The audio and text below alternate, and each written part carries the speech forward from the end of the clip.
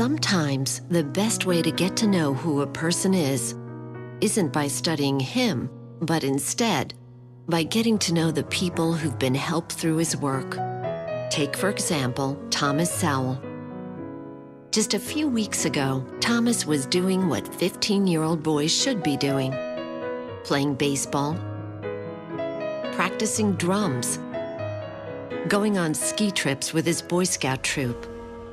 That's when the Sowells' lives changed. We were sitting in our Sunday school class, and a friend walked in and said, Thomas has been injured on the trip. And we both thought, oh, he broke his arm. And they said, no, he's unconscious. When the Sowells arrived in Asheville, they quickly learned how serious the situation was. The neurosurgeon walked in the room and he just said, this is bad. This is really a bad brain injury. And the room started spinning and I about fell to the floor. I did not expect to hear anything that devastating. At the urging of friends and neighbors, the Sowells were encouraged to move Thomas to Grady. They quickly set up at the Bernie Marcus Stroke and Neuroscience Center and learned it had been built with families like theirs in mind. It kind of became our own little home away from home. Mm-hmm. We were given so many cards, prayer blankets. All the doctors, all the nurses, everyone there cared.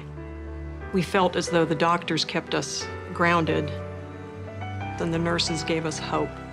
And it was with the efforts and support of the Grady staff that the Sowells were able to plant those seeds of hope. And they soon began to grow. So when Thomas showed the first signs of improvement, the joy was felt by everyone. When Thomas first woke up from the coma, one of the nurses we really loved, Jason, started crying.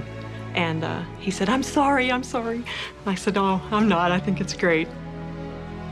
At the time that they finally did take that breathing tube out, we thought, okay, this is good, he's breathing. And then Dr. Dahl said, what's your name? And he said, Thomas. And he said, what year is it? 2011.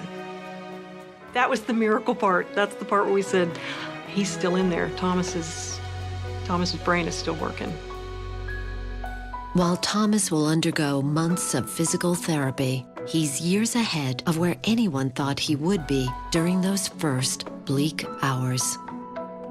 And most importantly, Thomas is expected to make a full recovery.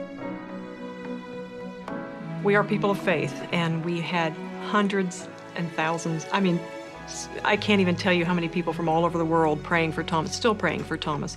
Maybe it was those prayers by the thousands of people somehow connected to Thomas that brought the Sowells to Grady and to the amazing resources provided by Bernie Marcus.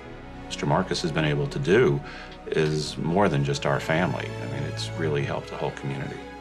We owe him our son's life. We owe him everything. You can't put a price on my son's future. And so it's not just Thomas Sowell or his family or all of the people touched by his recovery. It's thousands and thousands of people around the world who've been touched by the work of Bernie Marcus. Atlanta can't live without Grady. Grady can't live without you.